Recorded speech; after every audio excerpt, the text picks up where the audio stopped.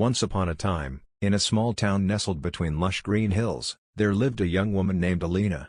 From the outside, she seemed to have everything: a good job, a loving family, and supportive friends. But deep inside, Alina felt empty.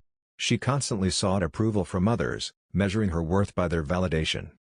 Every morning, she would look in the mirror and find faults. "My hair isn't perfect," she'd think. "I wish I were smarter.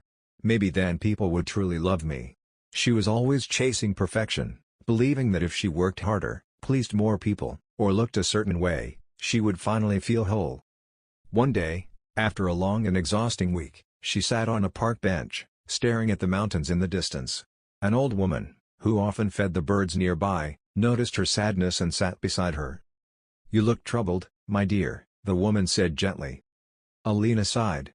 "I just feel like no matter what I do, it's never enough. I try so hard, but I always feel like I'm lacking something." The old woman smiled knowingly and handed Alina a small, round mirror from her bag. "Look at yourself," she said.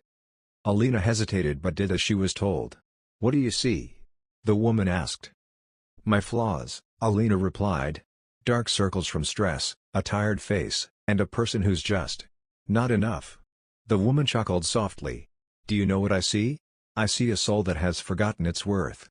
You measure yourself by things that don't define you. But tell me, would you ever say such harsh words to a friend?" Alina shook her head. "Of course not. I would never want someone to feel the way I do." "Then why do you treat yourself this way?" the woman asked kindly. "Self-love is not about being perfect. It's about embracing who you are, flaws and all. You would never expect a flower to apologize for how it blooms, so why do you keep apologizing for being you?"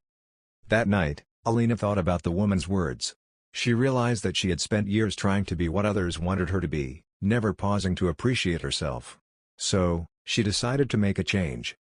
She started by writing down things she loved about herself: her kindness, her determination, her ability to make others smile. Every morning, instead of criticizing her reflection, she would remind herself of her worth. She stopped overworking herself for approval and set boundaries, learning to say no when something didn't serve her happiness. She pursued passions she had long forgotten, like painting and hiking in the mountains she once admired from afar. The more she practiced self-love, the lighter she felt. She no longer needed constant validation from others because she had learned to validate herself. One day, months later, she returned to the park and saw the old woman again. With a radiant smile, she said, "I finally understand. I am enough, just as I am." The woman nodded. "And now, you are free." From that day forward, Alina lived with a newfound sense of peace and confidence.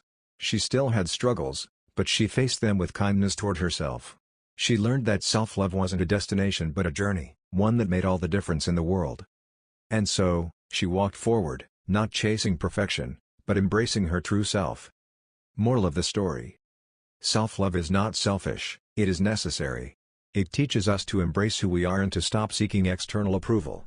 When we truly love ourselves, we radiate happiness, attract positivity, and inspire others to do the same. You are enough, just as you are.